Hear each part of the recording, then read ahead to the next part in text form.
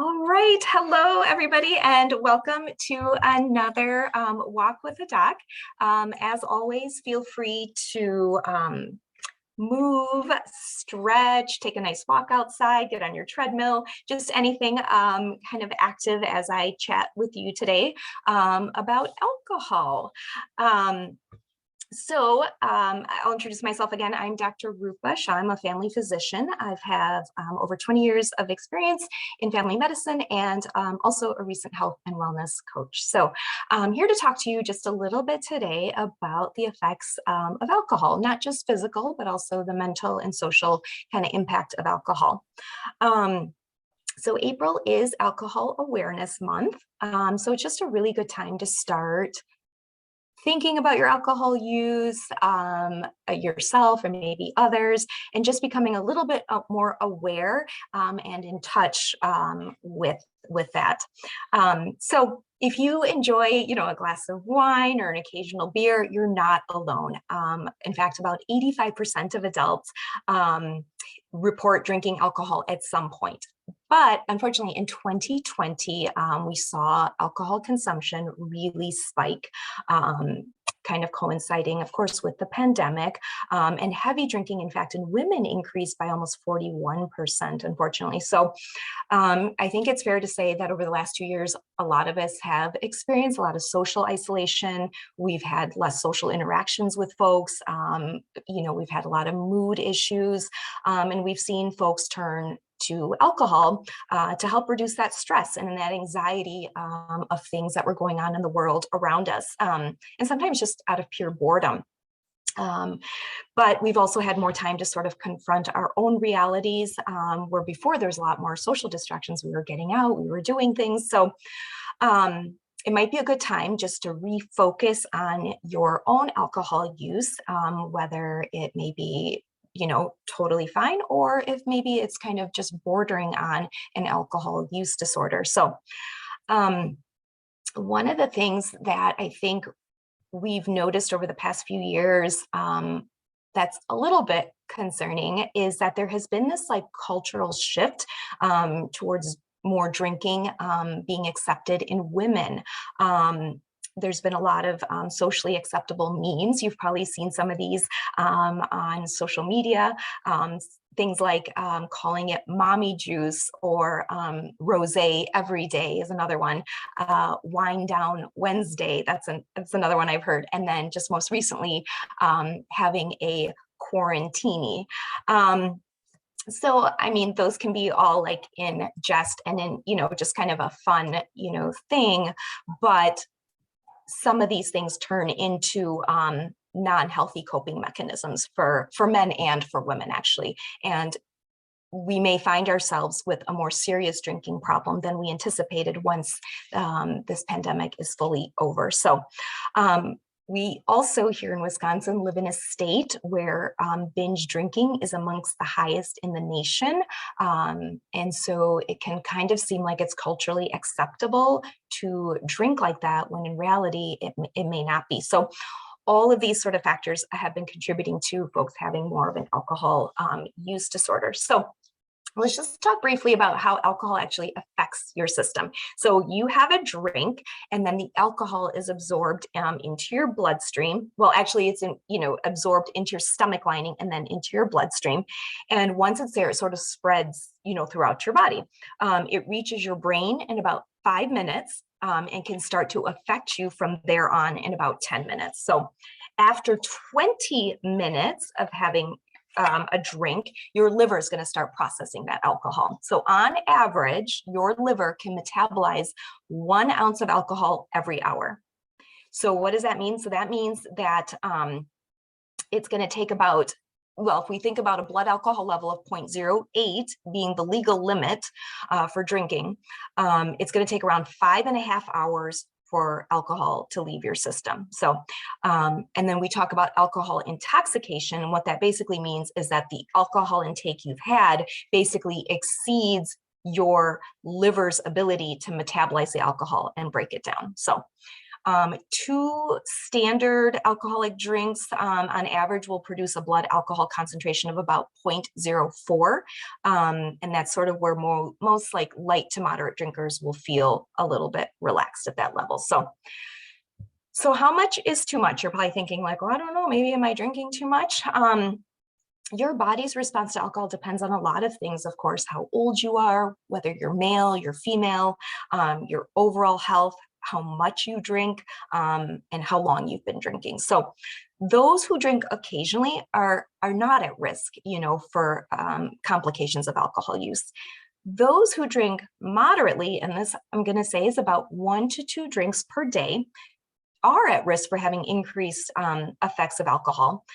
You can be prone to more accidents and even sometimes violence. So heavy use or chronic drinking is something, of course, that extends over time on a daily basis. And for women, we would say this would be more than 3 drinks per day or seven drinks per week. And for men, it's more than 4 drinks per day or 14 drinks per week. And then if you kind of keep that in perspective, like a bottle of wine has about 5 glasses or five drinks in it. I'm sure many of you are aware of some of the short and long-term consequences of alcohol or of excessive alcohol use, but I think it bears repeating. So some of the long-term consequences: people can develop high blood pressure. You can also be at risk for heart disease, including your risk of having a stroke. Also increase your risk of liver disease, of course, and other GI issues such as duodenal or gastric ulcers. Those can go on to cause bleeding issues and can be quite severe. And then even just common things like increased heartburn and reflux issues and reflux esophagitis. It's pretty surprising how many times I will see in my office, even people's blood pressure rise who are moderate to heavy drinkers. And it just always leads me to ask that question of how many drinks do you have on a daily basis? So if you're noticing your blood pressure creeping up over time, it might be time just to look at how much you are drinking on a daily basis if you are. Other risks you may not think about, but actually excessive alcohol use can increase your risk for certain cancers, including breast cancer, oral cancer, mouth, throat cancer, esophageal cancer, kind of going back to some of those esophageal issues that you can get, and then liver and colon. So over time, alcohol can actually even decrease your immune system and how you fight off diseases. And then, of course, always love to kind of add in how it can affect your gut microbiome. You can get a bacterial overgrowth and then even change the entire composition of your gut microbiome by decreasing that healthy lactobacillus bacteria that we want to have and decreasing Bacteroides, again, another healthy bacteria. And then you can get an increase of what we call pro-inflammatory cytokines. And these then can lead to increased inflammation of your liver, causing liver inflammation and then eventually liver fibrosis. So I'll talk about those a little bit later, but just to keep in mind that how it can affect your gut too.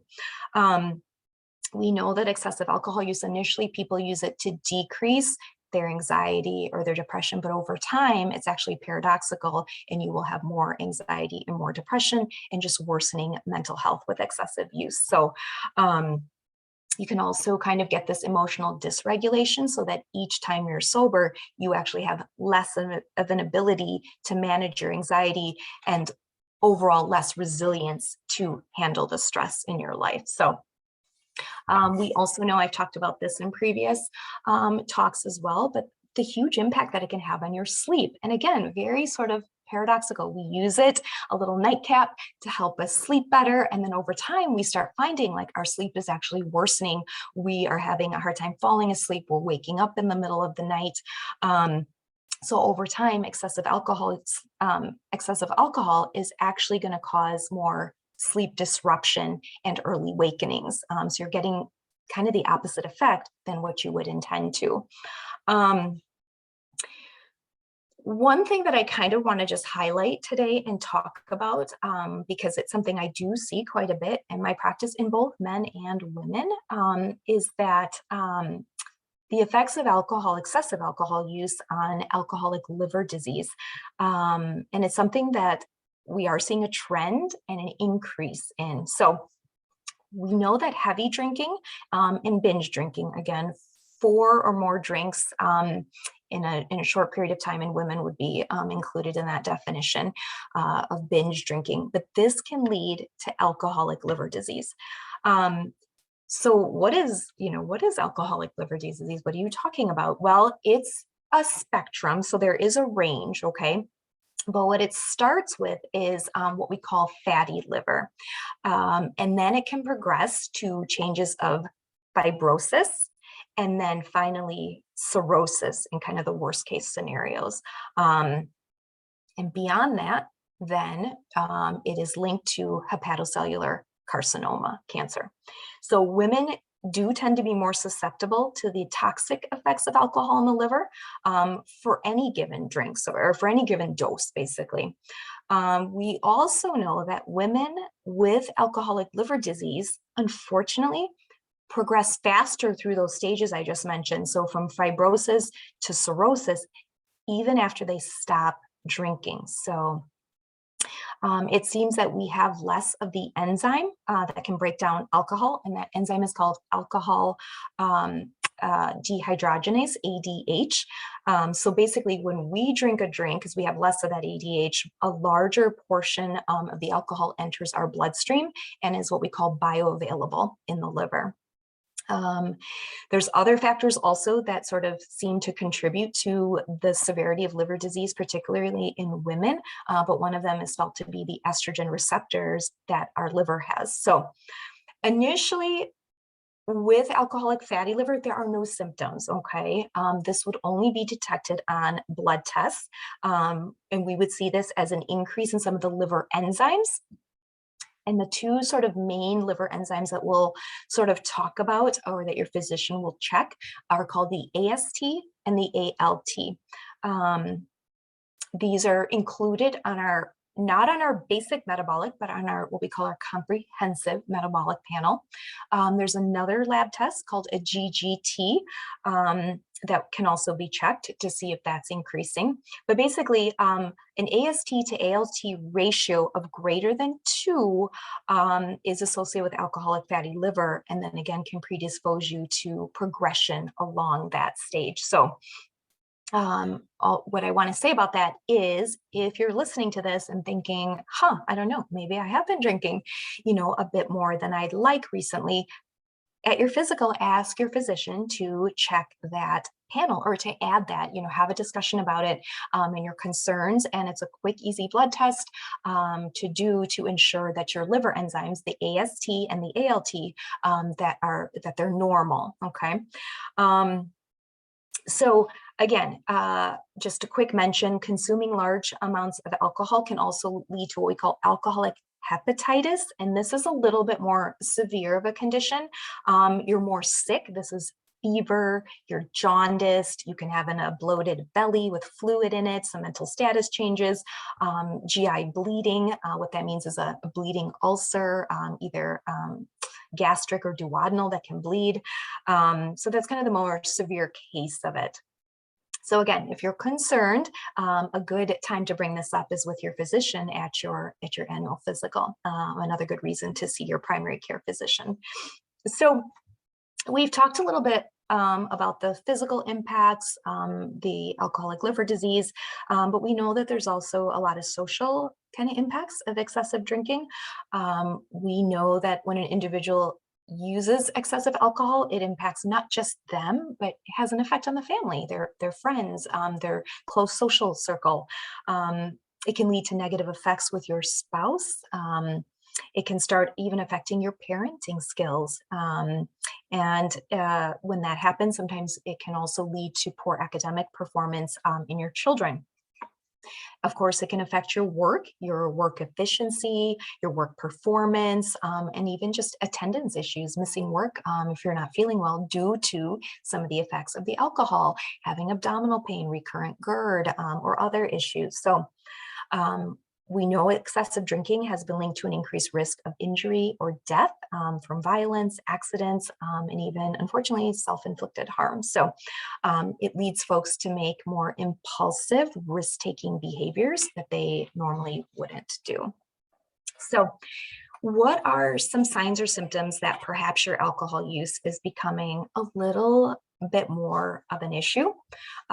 It kind of just relates back to what I just mentioned. If you're starting to have more relationship issues or work issues, maybe you're missing projects at work or missing deadlines or having trouble concentrating or focusing at work. If you're having more difficult social interactions with your friends or your family and just more erratic behavior, or you're noticing that in somebody, that may be a time to sort of seek some help. This is one that I see a lot that folks don't often put together, but if you notice yourself actually becoming more anxious or more depressed or more irritable, again, initially we talked about people turning to alcohol to help with those problems, but without realizing it, those issues may become worse with excessive alcohol use. So if you're noticing that, it's a good time to reach out to your physician as well. Again, if you start having more sleep issues like we talked about, and then of course, if you're hiding your drinking from friends or family, definitely time to talk to somebody about that. So how to curb your drinking? Well, first of all, I think it's important to do a little introspection to kind of evaluate maybe why you're drinking. What are some of the reasons behind your drinking? I think without having that internal knowledge, it's hard to fix something. So first, just do a self-assessment. And then try and set small, attainable goals, right? Trying to cut back if you are someone who's drinking. We talked about for women, at least if it's 7 drinks, a week. How can we cut back to maybe just 3 or 4? Reach out to somebody that you think could keep you accountable, check in with you, support you in that decision. Maybe trying to find other outlets for your stress, if that's a reason that you might be drinking. So how can you get more exercise, getting out in nature, getting sunlight, maybe some yoga or meditation to help alleviate some of that stress and anxiety that you're having in your life. And then, of course, if you're struggling beyond that, you may need some more professional help or some community support resources, which of course there are quite a few of those, especially like AA. And then one of the good things to come out actually of the pandemic is there have been more online support groups, which is really great if you want to just seek that support from the privacy of your own home. So sort of as we end here, one thing I kind of wanted to touch on is this new trend of some of these non-alcoholic cocktails and beverages, which is a really kind of refreshing trend. And it's really part of that new trend of these non-alcoholic beverages for folks that are what we are kind of calling sober curious, which is a newer term, but I like it. I think both, there's some research that Instacart and Whole Foods both have seen a huge uptick in sales for these non-alcoholic beverages. So people are interested, people are trying them. And again, as people are becoming more aware of alcohol's negative effects on the body, increasing their anxiety, their depression, people are turning to these zero proof cans and bottles, which is a very kind of positive thing, I think. Some of the new, the first sort of zero proof beverages that came out were like botanical gin-like spirits. One of the brands, Seedlip, you may have heard of. Another one is called Monday. But in 2022, the prediction is that there's going to be these alcohol removed wines and canned mocktails. They're really going to be big, maybe even this summer. So you might be seeing some of those at your grocery store or Whole Foods and things like that. So they're going to be stocking more of those. Other brands that you might hear about are called Gia. There's one called Kinuforex, Mingle Mocktails, Clean Co. So again, just really catering to folks that want to be more healthy and have fun, with something different, but more of a mocktail rather than an alcoholic drink. And then lastly, this is interesting, there are also some hemp infused spirits that are gaining some momentum for folks that are looking for zero proof way to sort of unwind. And one of these brands is called Jeng. It's a zero proof hemp beverage that kind of launched earlier this year. And they've got some different kind of drinks that they're kind of playing with. One's a Paloma, one's a Moscow Mule, and then one is called their Jang and Tonic. So kind of cute names that they're giving them. But these are all these CBD infused like seltzers. And then there's another one that's a hemp and they're calling it an adaptogenic margarita that just launched too. So maybe trying to give some health benefits while also just kind of, you know, giving into this trend here. So definitely there's going to be some more fun ways to relax and socialize with friends this summer while trying some of these non-alcoholic or low alcohol beverages. So I'm excited to try some of those. Just anything new I'm always wanting to try. So that's what I have for you today. Thank you again for joining in, and I'll look forward to seeing everybody next month.